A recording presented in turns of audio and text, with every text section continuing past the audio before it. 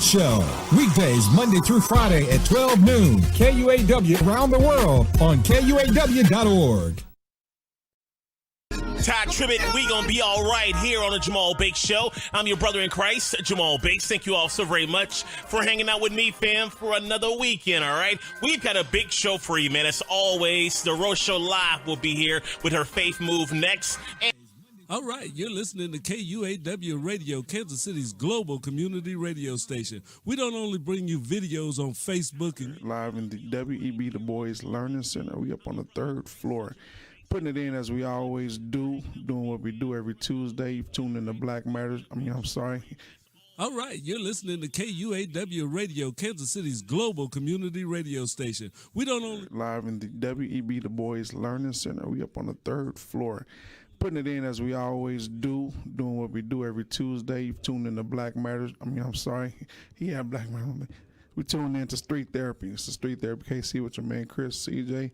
Once again, we are here. We are ready. We're ready to get into a dope show, a great show. Without further ado, I have a special guest in the studio with me. I'm going to introduce him to you guys. I'm going to let him tell a little bit about who he is. But first of all, we're going to go to Dr. Adrian Hendricks II. How are you, sir? I'm wonderful, man. Thank you so much for having me on the show with you today. I'm excited about it, and I think we're going to have a good time today. I believe so. I believe so. Listen, I'm excited that you're here. I'm glad that you accepted the offer, man. Thank you so much. No, it's my pleasure. My pleasure, absolutely. So, all right, so we're going to jump right into it. So who is Dr. Adrian? Oh, man, that's the $1 million question, right? I believe it. Listen, I got a few dollars in my pocket. Let's go. Come on, pull it on out. Listen, let's get it right. Yes, sir. Yes, sir. I am a product of a lot of different communities, right? Okay. I think that at this point in my life, I know that I didn't become who I am by myself. It was a village concept. It is. Of course, all the family that has made me to be who I am, but I'm a native of the Midwest. Okay. You know, I was born right in East St. Louis, Illinois. Really on the St. Louis side, because they had a hospital that worked. Amen. Yeah. Yeah. But grew up in East St. Louis, came through a lot of the southern part of Illinois, right? Springfield, then Chicago. Spent a lot of time in Chicago. Then came to Jefferson City from Chicago to attend the HBCU Lincoln University. Okay, and I did that in '93. So yeah, I'm 25 plus years in the region, but man, glad to be where I am and really called to this assignment. That I feel that this mantle has been left for the next generation to. Live in the WEB Du Bois Learning Center. We up on the third floor, putting it in as we always do, doing what we do every Tuesday. You've tuned in to Black Matters. Black Matters. We tuned in to Street Therapy. It's the Street Therapy KC with your man Chris, CJ. Once again, we are here. We are ready. We're ready to get into a dope show, a great show. Without further ado, I have a special guest in the studio with me. I'm going to introduce him to you guys. I'm going to let him tell a little bit about who he is. But first of all, we're going to go to Dr. Adrian Hendricks II. How are you, sir? I'm wonderful, man. Thank you so much for having me on the show with you today. I'm excited about it, and I think we're going to have a good time today. I believe so. I believe so. Listen, I'm excited that you're here. I'm glad that you accepted the offer, man. Thank you so much. No, it's my pleasure. My pleasure, absolutely. So, all right, so we're going to jump right into it. So who is Dr. Adrian? Oh, man, that's the $1 million question, right? I believe it. Listen, I got a few dollars in my pocket. Let's go. Come on, pull it on out. Listen, let's get it right. Yes, sir. Yes, sir. I am a product of a lot of different communities, right? Okay. I think that at this point in my life, I know that I didn't. We talk about different solutions. We try to talk about different solutions on this show and other shows here. But, when you try to hit it from one angle, it seems as you go one angle, and then there's so many other angles that leave loose strings. Yeah. And as far as the community, where you talked about just the community, it takes everybody to pull those strings together. And it's difficult when it's pulled by just a few people. Yeah, but that's always been the issue. Yep. That 80-20 rule is a rule for a reason, right? Right. You in the W.E.B. Du Bois Learning Center. I think he talked about the talented 10th. Yes, sir. Yeah. And there's always going to be a responsibility for the few to continue to push forward for the many. Yeah. And sacrificially we do that work, but I think that's also a calling. The last 10 years.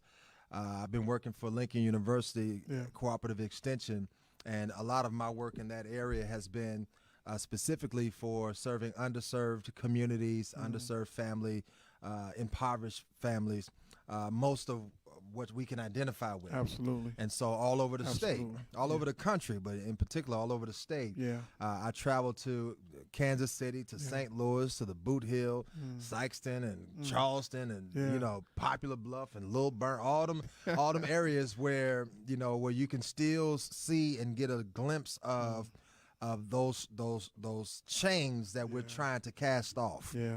And how do we do that? And so working with young people, but also educating them, informing them, strategizing with community leaders, helping us to know how to build an empowerment platform, how to collaborate with the church. I pastor a church in Jeff City that we planted in 2011. The Joshua House Church. Shout out to the J House family that's listening.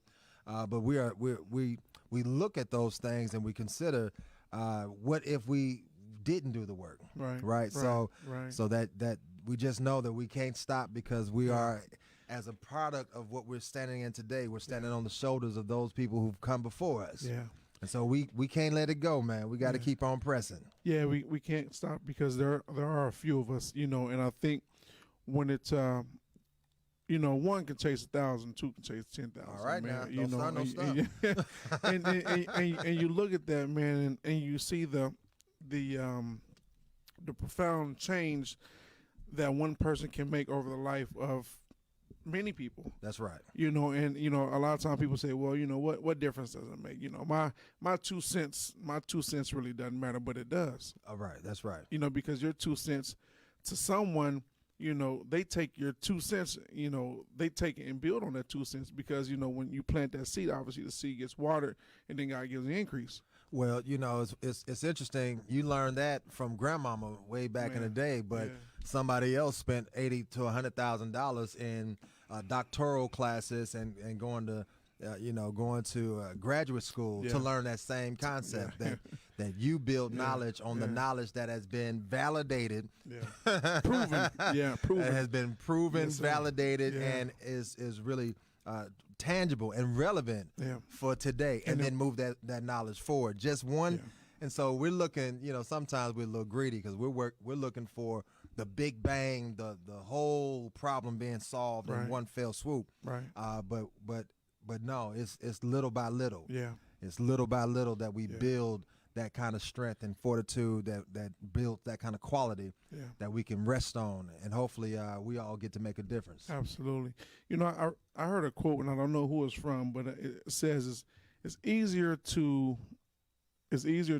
teach a child than to build a broken man, if I'm saying it right. But it made a whole lot of sense when I heard it. It's like it's easier to teach a child than it is to basically fix a broken man. Yeah. And what it said to me, what I got out of it was, it's easier to take a child and train up a child than to take a person that's already set in their ways, that's already got this mentality. It's kind of hard to change it, but they can change. Yeah. I'm 41 years old, man, and I didn't have bad ways, but all my ways wasn't sound good. Like you did, Chris. Yeah. Sounds like you. A little mischievous. Anybody who says that, then you probably had some bad ways. You probably, down. I'm just saying I didn't have no bad way. They wasn't all good. But no, I just, you look at that, and you say, just taking that aspect and say, hey, the things that you've gone through, and you tell people, listen, man, this is what I've gone through. Don't make this mistake. Yeah. And unfortunately, sometimes, people got to learn them. Yeah. And that's kind of crazy because, again, sometimes we don't think that our experiences or our contribution has much validity. Yeah. And the truth is, you are an expert at you. Yeah. You're an expert at your experience and what you've learned out of that. And then to make the decision, I'm going to contribute what I've learned and my information back to community or back to the culture. And it's just as valid as someone else in their culture sharing out of their experiences. Right. You know, we just have to get to a place where we don't disregard our own stuff and our own experiences. Now, that's a whole nother conversation, but you know that's a reality. It is. That, you know, you can be a doctor and someone else can be a doctor, but they won't ride with you. Right. Because right. you might be a little, you know, a quacky doctor. Yeah. And somebody else is more valid just because there's that separation. So we have to work on those kind of things because there's some real issues there. And we also, man, we have to feel comfortable with telling our story. Oh yeah, you know, a lot of times when we do have a story, sometimes it's difficult to tell our story because, you know, sometimes we haven't really dealt with our own, you know, stories and haven't really processed it, and then to turn around and see somebody going through the same thing, it's difficult because, like, you know, I see me and you, you know, and I'm trying to navigate those pitfalls for you. But yet, you know, it's difficult because I'm still going through it, so I'm still trying to process it. That it's funny that you say that because in the book that I wrote, I dedicate a whole chapter to a set or a series of powerful decisions, and one of those decisions is deciding to tell your story. Now, of course, that means you have to articulate your story, but then have a place of one understanding this is who I am, what I've come out of, but then having that fortitude that I'm willing to present that back to the world. And it's really a place of empowerment. When I get to tell my story, stand on my truth, I'm also taking off some of the chains of my own, you know, looking at maybe my failures or my decisions, but using those things as a broader platform. And so, you know, you look through the Bible, you look through the history of humanity, you look at, you know, African American people, all people of all cultures and civilizations. They've told their story, and we have to do a better job at telling our story to impact the people that's in our circle of influence. So when you tell your story, man, it's actually like giving someone else a roadmap. That's right. Because you're telling your story and you're telling them, you know, the ways and things to what not to do, and hoping that they would do that. But you're giving them a roadmap. You're giving them instructions. You talked about the Bible and some other things, but you're giving them instructions. And man, oftentimes is, you know, we go through life without instructions. Man, and you know, life lessons are the best ones for the most part. But when you go through life and you have no instruction, man, you're trying to figure it out. You're trying to feel your way through it without anybody to tell you, man, that's difficult. Well, let me tell you a story. Yes, I started this book over 10 years ago. I first started this book. It was called The 7 Habits of Highly Effective Haters. And because haters was such an easy topic that was out in the culture, but a topic that was really affecting us and affecting our community. You know, people were dying because of haters. There was gun violence because of haters. There are people being abused because of haters. Somebody says one thing and it be, you know, another conversation that goes back to the home. Domestic violence was spurring out of haters, right? Man. And so this story began 10 years ago under that concept. And I really couldn't settle with that idea of only talking about the problem, because we all know that haters come in all kind of forms and fashion, etc. Amen. But how do I change the angle and change the lens of what really is taking place and what was necessary to take place? And unfortunately, 2018 was probably one of the most difficult years of my life for myself and my family. My wife was diagnosed with cancer, breast cancer. It kind of just knocked us. Actually, she was, my family were going to school, dropping the kids off, and got hit in the back by a car coming off the highway. Now, because of that accident, she went to go get checked out, and when she got checked out, she discovered that the jolt from the accident made the cancer to be seen. So she's diagnosed with cancer. We scheduled to have the double mastectomy and the whole nine. A week later, my sister dies out of the blue. We just celebrated her 40th birthday in Vegas. Life is good. Then we get hit, right? And so out of that pain, you know, because, you know, life will sit you down. And it sat me down. I literally, I've never sat down for a month until this point in time. But well, you about to make me grab the tissue. Man, listen, I sit down for a month because it took a couple of weeks to talk, right? Then it took another couple of weeks to get over the fact that this was my reality. And the last conversation that I had with my sister, she was over at my house, and she was reading through the first couple of chapters of my book. And her being who she was like, Big A, this is good, you know. And I'm like, for real? You know, and she's like, yeah. And that when that absence took place, it said a couple of things to me. The first thing it said to me was, today is not promised. Yes, sir. Tomorrow's not promised. That's right. You have got to get on whatever you're going to get on. You've got to be intentional about how you live your life. You have to be intentional about how you're going to choose to spend your time. Time is the most precious commodity that you have. Can't get it back. And if you don't have a plan for it, somebody else got a plan for it. You ain't never lying. And then the other thing was, it really just impressed upon me.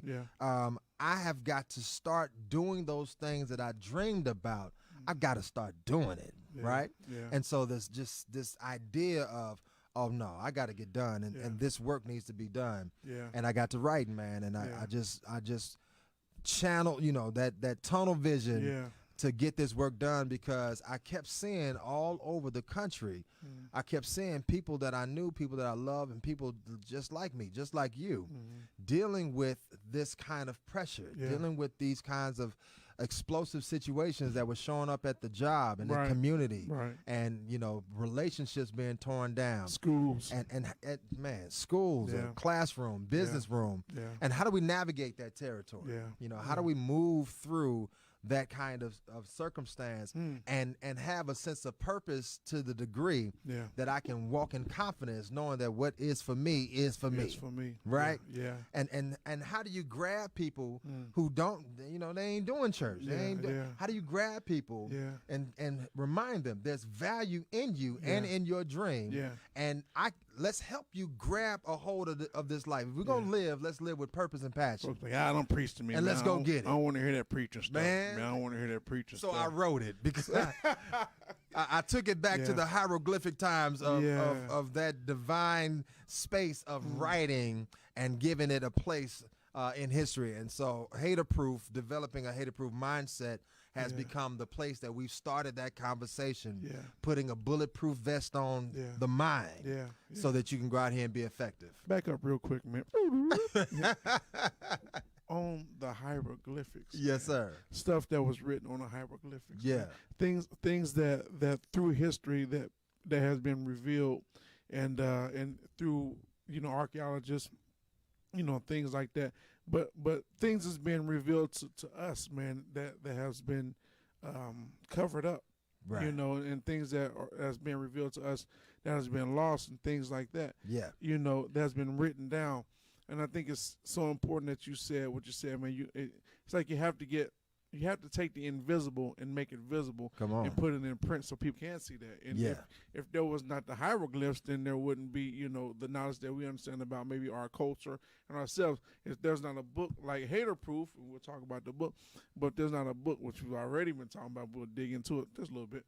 But if there's not anything that you've written down, man, that leaves a roadmap to how to navigate these things, how would people know? That's right. You know, how would you know unless somebody told you? Well, and again, you know, every purposeful person understands that you don't do anything by accident. You have to intend to go somewhere.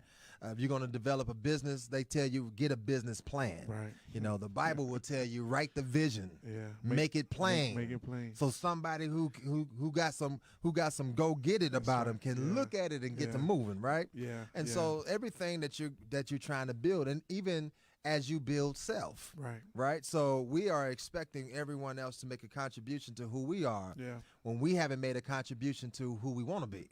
And so let's fortify that thought. Let's put that together and say, I want to be great at this. This is my skill. This is my talent. This is my gift. And I'm going after it. And after you got that place, then we can put those Lego pieces together and make that thing happen. This is my contribution. this is my contribution. That's right. And we implore that people, take the basics and then build on top of those basics, and then we can make it something. Right. I mean, and you talked about the it wasn't a big bang because we're not talking about the big bang, but talked about the bang series is putting two things together, man, and making that stuff work. When we don't put those two things together, whatever it may be, when we don't sit down and have a conversation and put it over the air like we're doing right now, when people tune in, thank you guys for tuning in. But when we look at that and we disseminate this information that we're given, and we believe that hopefully but someone's out there looking and listening to this information, and then they can better grasp a concept of what you're talking about, do something about it. Yeah, and I think that's really where the rubber meets the road, because again, a lot of times we are good at philosophy, right? Every hood got a guy on the corner that's spitting all game. Man, listen, young brother, this is da-da-da-da, right? He had to then ask you for some money so he can, right? We got that $2. We got that game down. But the part about building powerful people, right, as we are, as we should be, building powerful communities, powerful businesses, building powerful schools and learning centers. That is the part where we have to take what we know, because we know enough to do it. Now, but sometimes we're just not motivated, and we have so much pressure. Again, I thought that it was important because every day I get up and go out into the world, I know that there's shots being fired, right? Just like you go, there's shots grenades being thrown in your direction. And how do I be successful while still dealing with that pressure? It's important then to have that kind of resiliency, to have that kind of, not only that stick-to-itiveness, but have that kind of decision that I've made, that I'm going forward, I'm not going back, but how do I become successful in what I'm trying to pursue? And hopefully this helps us to really narrate that conversation about strategizing, putting a plan together, assessing what I have, and then moving forward. Just the willingness, to not go back. It's a big deal. To understand that you have nothing to go back to. There's nothing back. There's nothing that you had in your past. Obviously, it's in your past for a reason. There's nothing back there in your past that is great and is better for you than what's in your future. That's right. And I think what we have right now is the present, and we have to understand the present is a gift. And the present, what we have right now, we have to understand we have to build on that. And if we don't build on that, then we lose it. Well, think about this, man. I mean, how many people do you know that every time you get together, I got friends that wrestle. Play football. Now, I wrestle. They play football. Every single time we get together, they are regurgitating what they used to be. That's right. I knew you. Man, I used to hit like that. They watching the Patriots, they watching whatever, and they are stuck in yesterday, right? Now, in one of my favorite books, it said, forgetting that which was behind me. I'm looking forward towards the mark, right? Absolutely. I'm pressing forward. But a lot of people are stuck. And they're stuck because they look at yesterday as the greatest of their life. They look at their youth and I was 20. I'm 40 now, so I'm worthless. I was 20 then, I was great. No, you was just young. You know what I mean? So how people get stuck there, man? Was that? That's got to be a, man. I was talking to someone the other day, and I said, you can tell.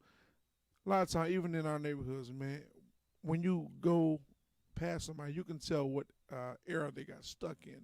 You can see the brothers that got the pimp walk or whatever. You say, yeah, he's probably back in the Superfly. so, and then you can see the young guys, man. You can see what era a person got stuck in. It's almost like after the era they stopped living. But they continue to breathe, but they stop living. They think their best years are behind them. And again, we would all get stuck if we did not have a perspective of hope that tomorrow I can attain what I'm really looking for. But they ain't looking. Well, that's what I'm saying. We have to help people reimagine who they are, and particularly in our community, we have to give not only knowledge, but we have to give insight to how that knowledge can be beneficial.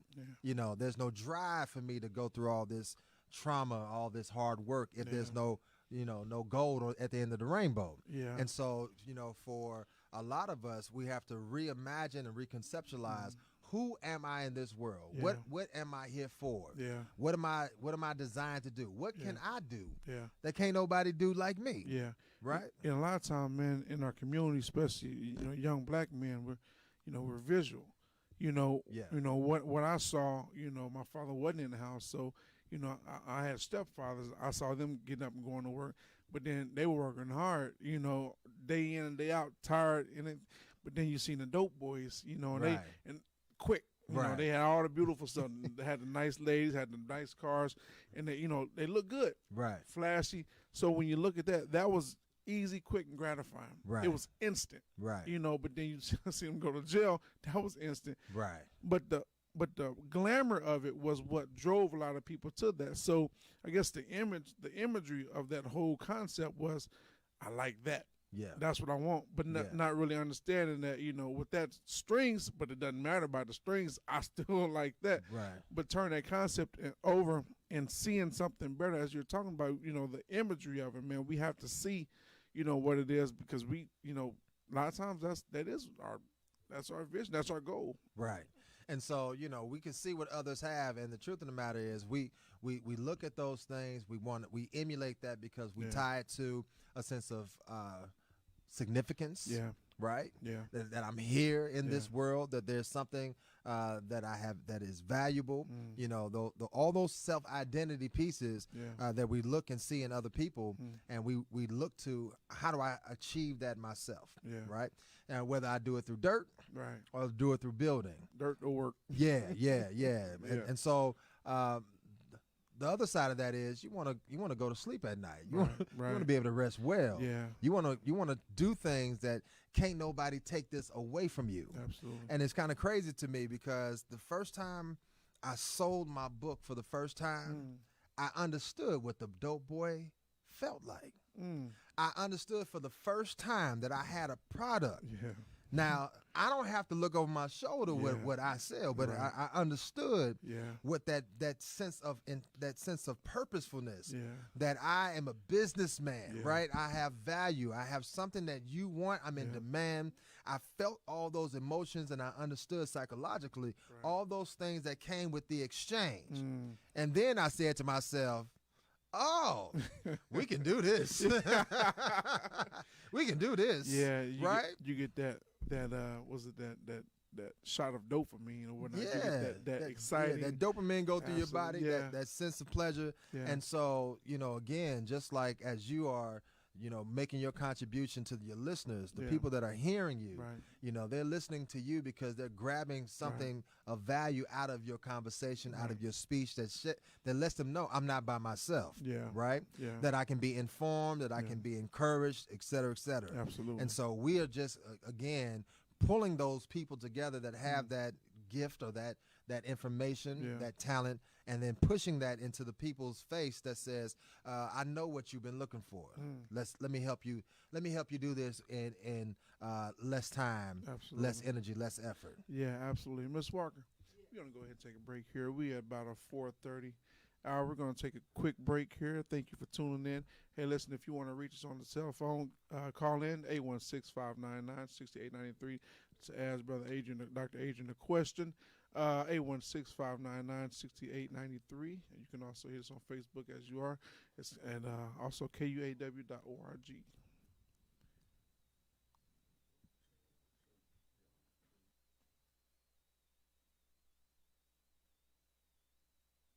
Hi, this is Max Groove, and you're listening to KUAW. KUAW, knowledge, understanding, and wisdom. Kansas City's first urban community radio station. Tycon Company, LLC, specializes in a wide range of construction services, which includes the removal and replacement of concrete curbs, sidewalk, driveway, and paving. They pride themselves in the quality of their service, but more importantly, with the quickness in which they provide those services. Their primary goal and objective is to achieve 100% customer satisfaction, and they won't settle for anything less. Their crews travel within a 100-mile radius of the Kansas City, Missouri metropolitan area, which includes cities on both sides of the Kansas and Missouri state line. Tycon Company, LLC. 4435 Prospect Avenue, Kansas City, Missouri 64130. 816-921-0473. Tycon Company, LLC. Quality with quickness. Proud sponsor of Wake Up KC.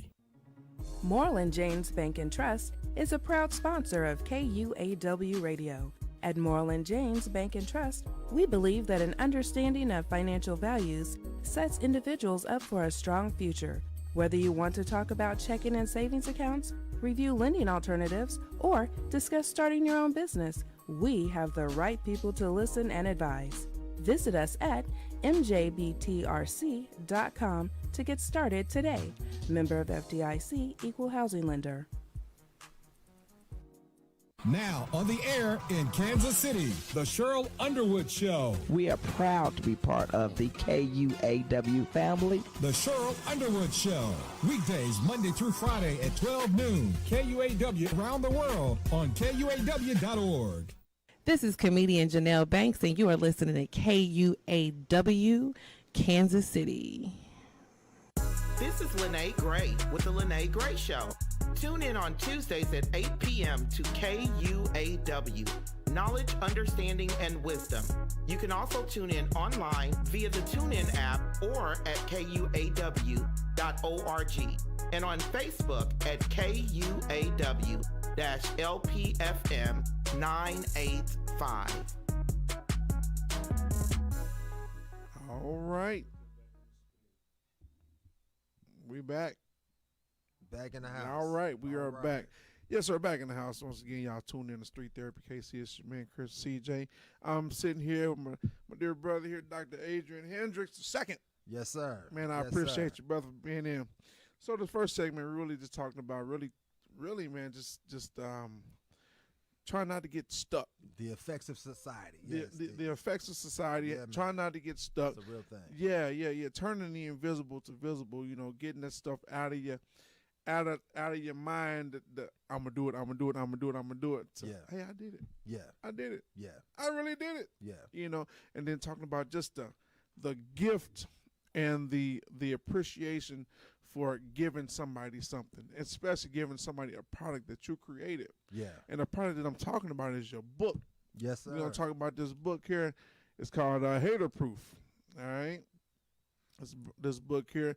Man, we've kind of talked a little bit about it. But don't dive too deep into it because we want people to get your book. But let's talk about your book, man. All right. Where the hater proof come from? What is a hater? let's start there. What is a hater? All right. And so I've been able to define. I started looking at this conversation about haters several years ago. Like I said, it started about 10 years ago. And I was polling my Facebook friends and I was asking them to define a hater. Yeah.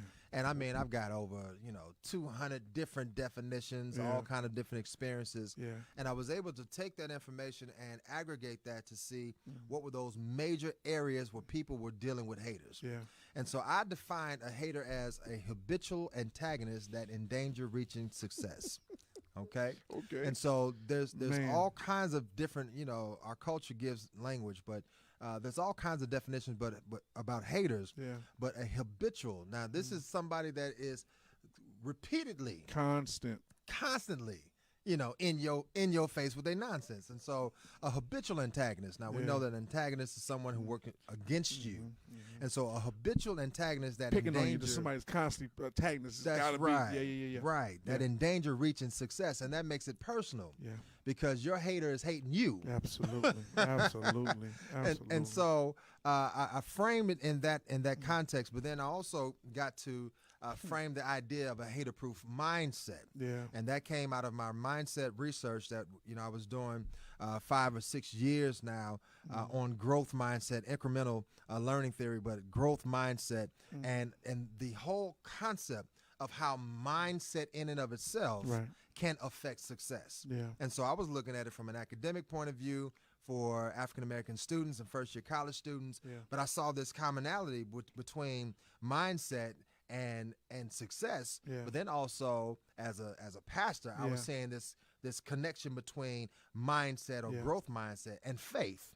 And so I start to unpack all those things throughout the book. And so what I did was, a part of my background was in personality assessment, and so I was a trainer and facilitator of Myers-Briggs, MBTI, Myers-Briggs type indicator, where you really are able to profile different proclivities. People, they like to do certain things. And so I come to your house, I go to your bathroom, and all of your towels are in pristine order, 90-degree cut, Not in my house. Soon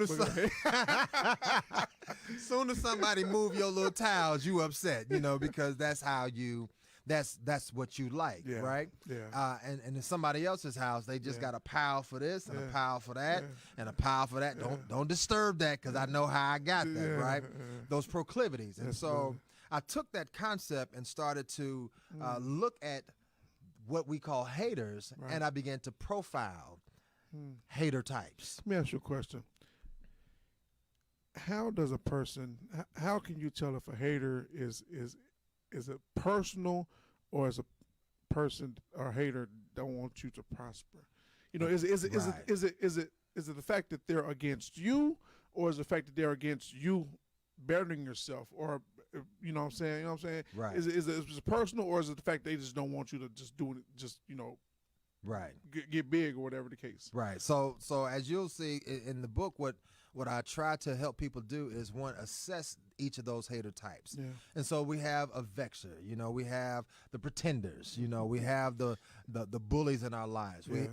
We can assess how much they have come against us personally. Right. Because sometimes it is about you. Yeah. It is about you personally, but maybe not you personally, Chris. Yeah. Maybe it's more about the value that's in you. Right. The ingenuity that you carry. And that's what I'm asking. Right. And so because you've been solving problems since you was 5 years old, right? Because poor folks know how to solve some problems. We know how to take some bread and make a grilled cheese sandwich taste like steak, right? Listen here. And so I made one the other day. Since we've been solving problems like that for our entire life, when we get into the workforce, or in certain academic settings, they look at you.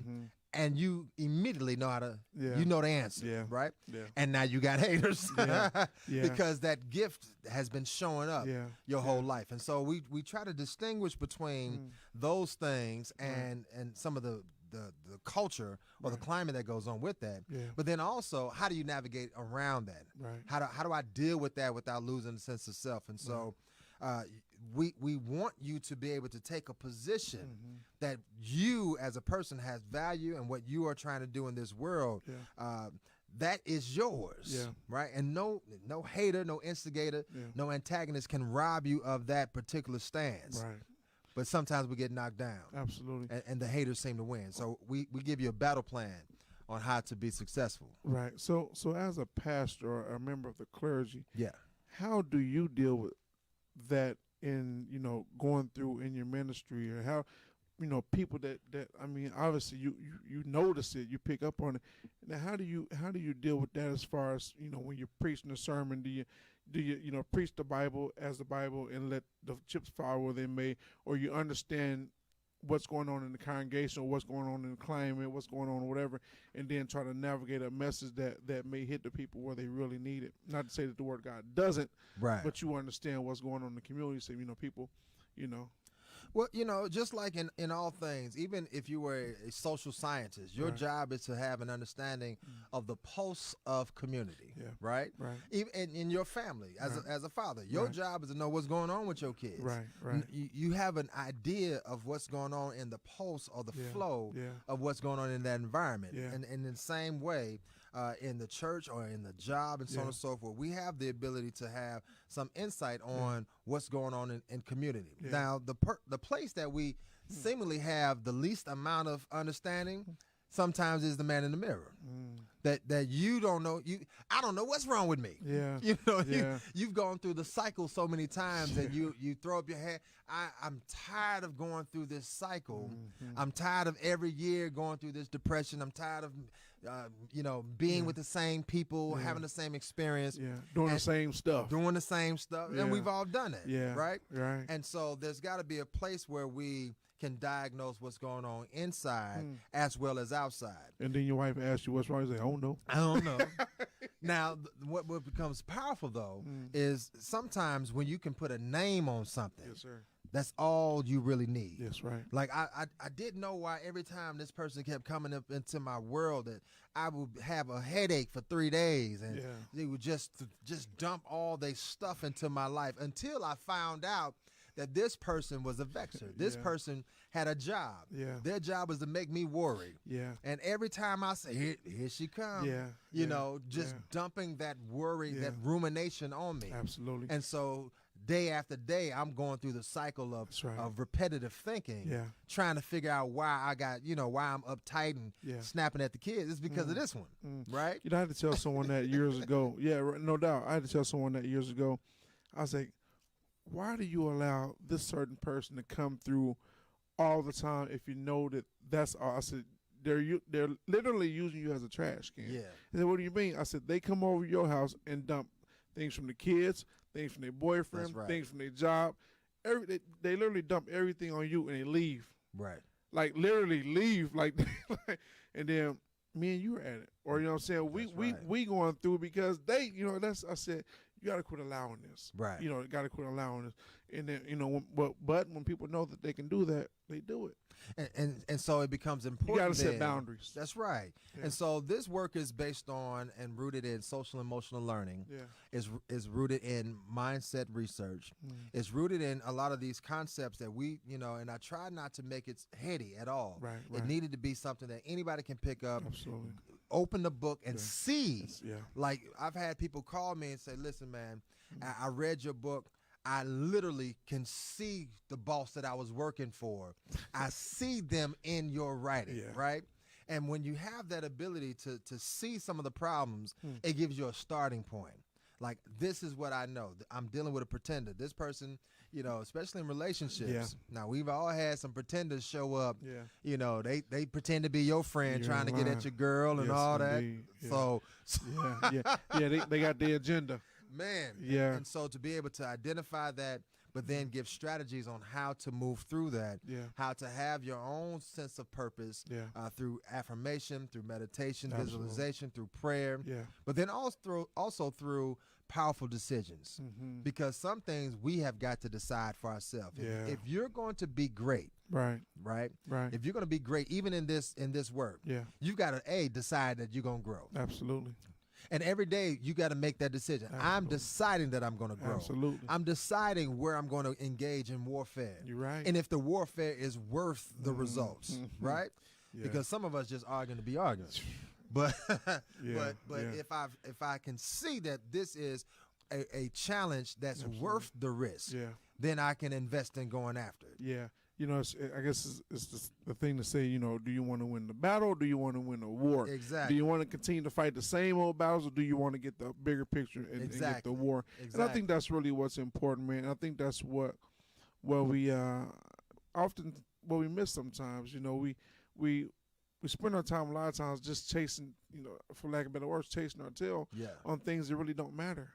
That really don't, like my grandmother say, don't amount to a hill of beans. That's right. They continue to do the same old thing over and over and over again and think like, what, I'm spinning my wheels. And it burns us out. You get tired. But when you get tired, you have to do something different.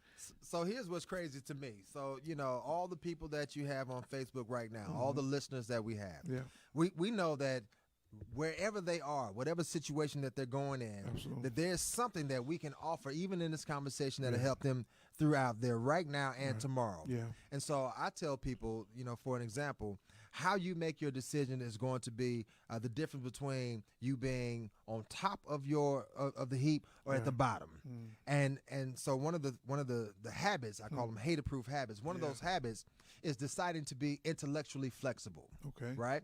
And so that means then, however which way I find myself situated in circumstance, I can have, if I'm stuck in one path and that path ain't working, I've got to have the intellectual fortitude and flexibility to know I can change direction. Right. I can come up with a different strategy. I can come up with new imagination. You don't have to stay there. I'm not going to stay stuck, and I'm not going to stay broke, and I'm not going to stay defeated.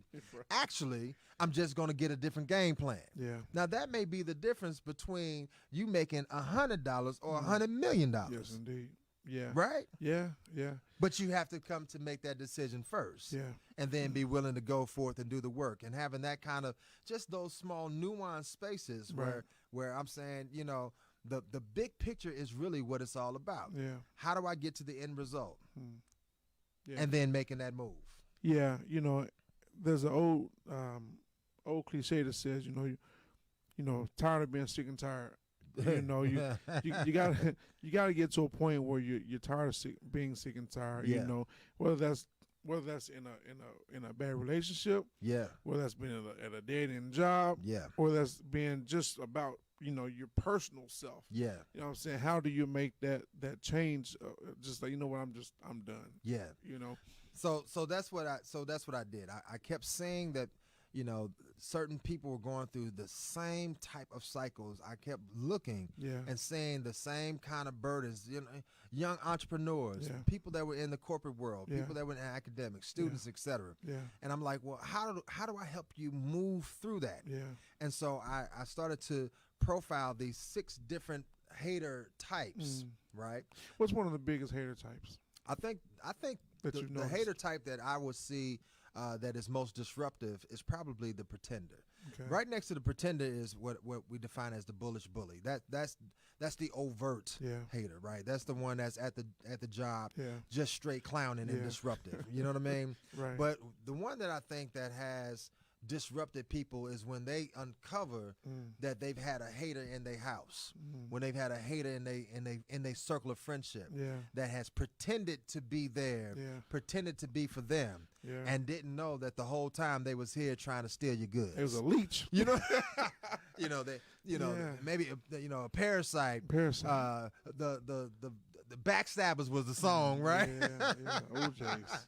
Always trying, and so. Once you know that there's these individuals out there, you have a better plan of resiliency on when you meet them. And I can make decisions on how I respond. Now, if I was a young brother, right? I'm in my 20s. And I'm not surprised that I have a pretender in my circle. I'm not surprised that there's somebody that's a manipulative liar. Then maybe I don't shoot him. Maybe I don't kill him this time. Maybe if I'm in school and I find myself being bullied, maybe I don't kill myself, hang myself. But I've developed an idea of where I am in the story, and then start to move and navigate myself through a different space because I know that there's options for me, there's decisions for me, right? And so that's a part of what we're trying to do here. Absolutely. And when you look at that, man, you say, you know, even as a young, you know, teenager or 20 plus age person, you say, well, that pretender, like, you know what? I know that they're a pretender. We all pretending, you know, like, you know, at that age, like I used to tell my son when he was a preteen and teen, I told him, I said, man, listen, y'all all trying to figure it out. Right. You know, y'all all searching for identity. Right. You know, everybody's your friend. Everybody's everybody's not your friend. Everybody's not your homie. I said, but you have to live enough life to understand that people eventually drop off. Right. And then, like I was telling my wife the other day, I said, you know, some things, man, are just for seasons. That's right. Everybody's not meant. She had a real good friend of hers, man, and they didn't fall out, but they just kind of drifted. And it was tough for her to get that. But I said, listen, everybody's not meant to be in life for the rest of your life. Yeah. Some people come in for different seasons. Now that season may be up. Season now that reason. Right. That season may come back around again. Yeah. I said, but don't force that. Because if you try to force it to fit, you can only damage it even worse, because you're trying to, you're married now, you're trying to force this relationship to be what it used to be with her, but no, it can't be that. Yeah. And then you could damage that. One of the things that I've heard also, I've had a couple of people approach me about a follow-up book to this, because even as they've been able to unpack some of the material about those haters, when you look outside, they've also been able to see some of the haters' behavior in themselves. And so how many of us are 40 years old, 45, and still pretending? And not strong enough or not courageous enough to really, really give clarity to the places in me that I'm hating, or the places in me that I'm pretending, the places in me that stimulate worry in others, etc. Right? And so, when it really comes down to it, there's places of growth on both sides of the coin. Absolutely. Outside of ourselves and within ourselves. Yes, indeed. But if I go through life blindly and I'm just thinking that, everything's just good all willy-nilly or whatever, I'm really missing opportunity for greatness. Blaming everybody else. Man, come on. I ain't got no money because blaming everybody else for your problems. Your resume wrinkled and you got coffee stains on it, and maybe you can brush up on a couple of things. I tell a friend of mine, man, he's like, oh man, everything the white man for the white man. And I told him, I said, listen, man, you wouldn't got that 40 ounce, right? He's like, yeah. I said, white man make you do that? Well, no, man, I just had to go to the store. I said, okay, well, then go get something else. He was in bad shape, man. I said, man, but you can't blame everybody for what you're doing, man. And at some point, brother, you gotta take ownership of that, man. And I know it's hard because it's hard because when you take ownership, then you're forced to deal with it. You gotta understand that it's not everybody else making you do that. It's you.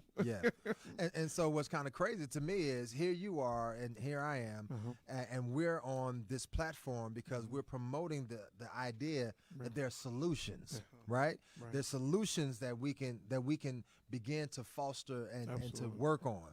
Solutions. And so the book is about having the conversation, but then also having a place, again, a starting point for solutions. The radio show is about dropping information so that we can work on solutions. Absolutely. When I put together our website, hateproofmindset.com, we started building a library of videos so that people can, you can see for yourself. And sometimes you need to wake up in the morning with a word of encouragement because you're fighting so much every day. You need somebody to say, hey man, let's go get this. Let's go get this. You can do it, A. You got the skills to make it, B. You're gonna see the haters, so let's go ahead and get that lined out, C. And let's be tenacious enough. Let's be diligent enough. Let's be informed enough, accurate enough, persistent enough to go forth and go get what we are trying to accomplish today. And tomorrow we're gonna get right back at it. And do it again. and do it again. Yes, listen, man. That's right. Failure's not an option. That's right. When you see failure all your life, man, and you see things that don't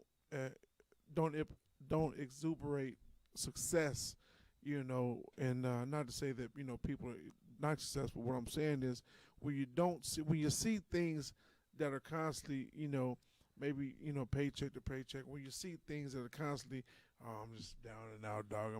I'm struggling, man. When you continue to see things like that, man, you say, you know what? At some point, you're like, bro, you got to do better. You got to do, and we can do better. It's a mindset. That's right. It's a mindset. It's a mindset. And it's it's looking at ourselves, but it's also looking at people who did we. Who we circle ourselves around. That's right. I told my son, I said, speaking to my son again, I said, man, listen, a lot of people that you're hanging around with, man, don't mean you any good. And there's an old phrase that says, birds of a feather flock together. They do. He said, no, man, no, everybody's not the same. I said, okay, I said, just the fact that all y'all enjoy each other's company means that there's something in you that they like. Right. If there was something in you that rubbed them the wrong way enough, then they wouldn't want to be around you. Right. But everybody's got the same mindset. And then, thank God this mindset began to change. Yeah. And they just fell off. Yeah. And the ones that were true are still true to this day. Yeah. He'll be 18 pretty soon. He's still young, but still the ones that were true are still the ones that are true to this day. And I think that's a testimony or a testament to the type of person that he is, to hold true to not bending on his character and understanding who he is and who he wants to be around. Right. You don't want to. It's easier to pull somebody down than it is to bring somebody up. Yeah. And it's hard to bring somebody along with you that don't want to come along with you. Yeah. They're kicking and screaming. But if there's somebody, man, that want to do better, then they have a mindset to do better. Say, man, listen, like you said, brother, wake up the next morning, let's get it. Well, man, you're ready. I for years I kept thinking about this book cover, right? Mm-hmm. And I kept thinking, now, what is the message that I could send to somebody just from looking at this material? And one of the things, you mentioned mindset. Right. It's so imperative because Clark Kent was always there. Yeah. Right? But it wasn't until he shed off some of that other stuff that Superman had the ability to be revealed. Right. And so to me, it's like, there's a mindset inside of each and every one of us that needs to be shaped, and it needs to come out. Yeah. It needs to be cultivated because that's your superhero gift. Yeah. And if we're going to really affect change, Yeah. some of us have got to unpack it. We've got to step into courage. Yeah. We've got to step into some uncomfortable circumstances and maybe conversations. Right. But we also have to step into a place that says, I'm willing to go here and I'm willing to do this work because it's meaningful. Yeah. And so that hater-proof mindset, it is protection, but it's also purpose. Yeah. It's saying that I'm after something. Yeah. And I'm not willing to let it go, whether that's for my kids or whether that's for career, right? Whether it's for my own personal character. Yeah. Maybe it's about what you leave behind, because I personally believe in legacy building. Yes, sir. And I'm saying, what I do is not for me. It's really for my great-grandchildren. Yeah. I want to make enough impact that my great-grandchildren be like, man, I don't know who he was. Yeah. But he sure did something for us. He sure was good. But in all actuality, man, that's definitely true. And we'll get ready to wrap this up on that note. Legacy, man, how important is that? Speak to the people, man, real quick. Speak to the people about legacy, man. How important is that? Listen, let me just say to everyone that's listening today, first of all, today was a great day for you to hear this message, and it comes in simplicity, because everything about where you are and where you're going is going to come down to the legacy that you leave. Yeah. The decisions that we make, whether they are a bunch of temporary decisions or you're going for the long-term thing, is going to speak to who you are and the legacy that you leave. And so I want to encourage you to make those decisions that are going to be lasting. Yeah. And even if that means I got to go back and recalculate or reinvent who I am and redeposit myself into the world, now is a great time to do it. Yeah. Having this hater-proof mindset is just one of the skills. It's not the only one, because there's a lot of great people that we need to read and a lot of great works that we need to understand. But it's a part of that puzzle. Let's turn the key. Yeah. Let's open the door. Yeah. Let's step into the opportunities that are in front of us, and let's do it with the kind of nobility, the kind of character and strength that we can leave a lasting legacy with. There it is. Haterproofmindset.com. Come on, check it out and rock with your boy. That's been my man here, Dr. Adrian Hendricks II, sitting in the studio, man. Thank you so much for being here. My pleasure, I appreciate it, man. Listen here, you guys tuned into another show. Thank you, everybody, for tuning in to Street Therapy KC. Hey, guys, say the same. We'll see you next Tuesday. Peace.